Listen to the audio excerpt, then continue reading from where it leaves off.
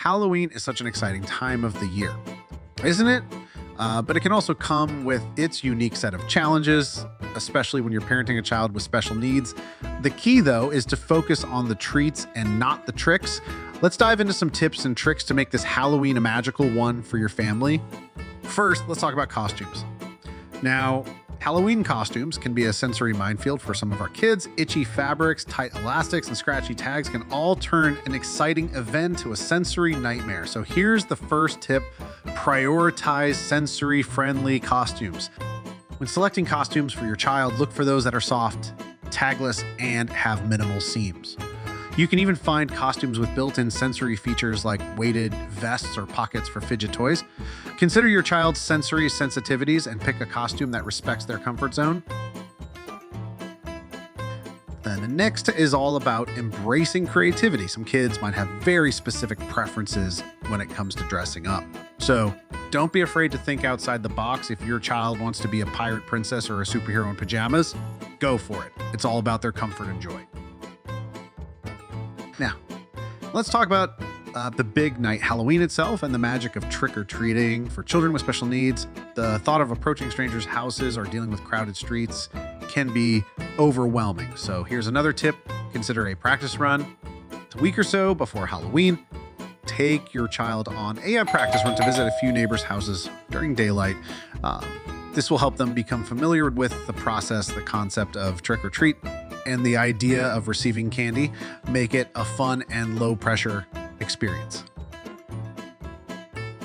On Halloween night, you might want to create a visual schedule to help your child understand what to expect. This can include pictures or words describing the steps: getting dressed, going out, visiting houses, saying trick or treat, and so on. This visual support can provide a sense of predictability in what can be a chaotic night. Now, let's not forget the candy. Candy can be a touchy subject for many children with special needs, especially those with dietary restrictions or sensory sensitivities.